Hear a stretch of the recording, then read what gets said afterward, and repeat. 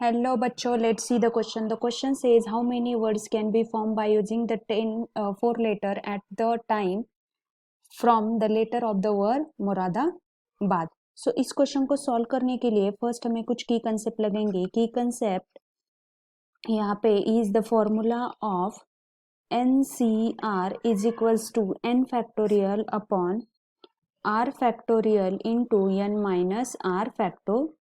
सो इस क्वेश्चन को सॉल्व करने के लिए हम इसी की कंसेप्ट का यूटिलाइजेशन करेंगे. फर्स्ट ऑफ ऑल यहाँ पे क्वेश्चन में जो ये दिया गया है वर्ड गिवन इज MORADABAD.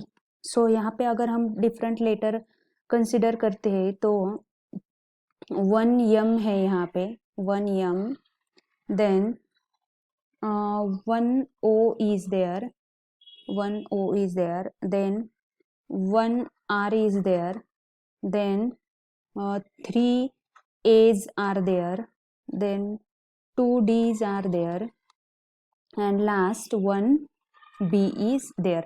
सो यहाँ पे अगर हम केस वाइज चलेंगे तो केस फर्स्ट मेरा होगा कि यहाँ पे अगर हम 4 डिस्टिंक्ट वर्ड यहाँ लेटर्स यहाँ पे अगर सिलेक्ट करेंगे, 4 डिस्टिंक्ट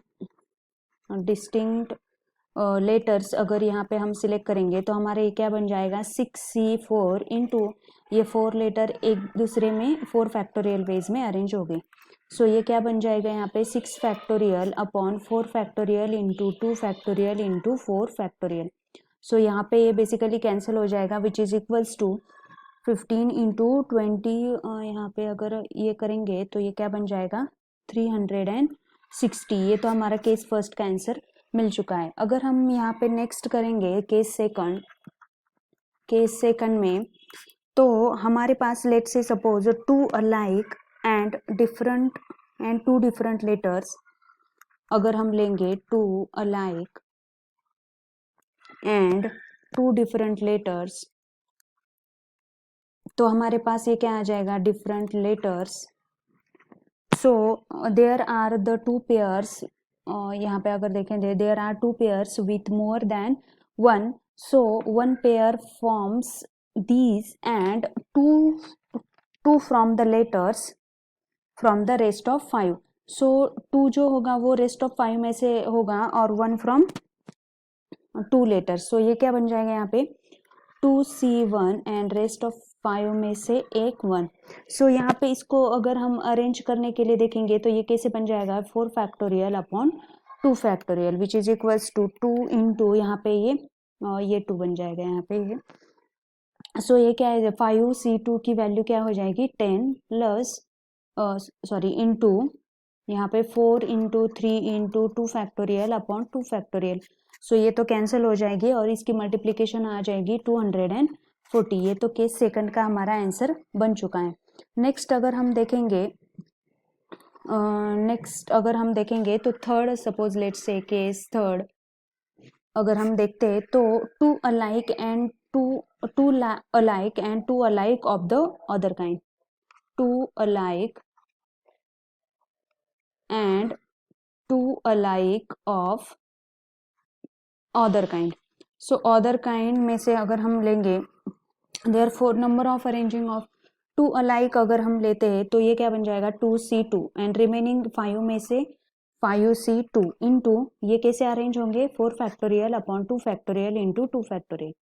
सो ये 2C ये क्या बन जाएगा ये 2 इज 1 और यहाँ पे अगर इसको करेंगे तो ये बन जाएगा ये एज इट इज लिखते हैं 2C2 इंटू 5C2 इंटू ये क्या बन जाएगा यहाँ पे 4 into 3 into 2 factorial upon 2 factorial into 2. सो ये 2 फैक्टोरियल बेसिकली कैंसिल हो जाएंगे और ये 3 2 जा 6 हो जाएगा 3 2 जा 6. सो ये इसका आंसर ये क्या बन जाएगा which is equals to 6. then there are alike and one different number of ways of arranging. so case अगर हम लेते हैं fourth case 3 alike and 1 different 3 alike and 1 different अगर हम लेते हैं तो हमारे पास ये क्या आ जाएगा, डिफरेंट। सो 3 अलाइक मतलब 1 उसका ये बन जाएगा इंटू 1 डिफरेंट, सो 5C1। सो ये क्या बन जाएगा यहाँ पे 5 into 4 factorial upon 3 factorial into 1 factorial. So ये बन जाएगा 5 इंटू ये 4 which is equals to 20। So total number of ways हमारे पास क्या आ जाएंगे, total number of ways is equals to, first हमारे पास जो है वो लिख लेते हैं which is equals to 360, which is equals to 360 plus 240 plus 6 plus 20। so इसको अगर हम ऐड करेंगे तो हमारे पास क्या है 626 is the final result, so which is our required solution। I hope you understood guys, thank you so much।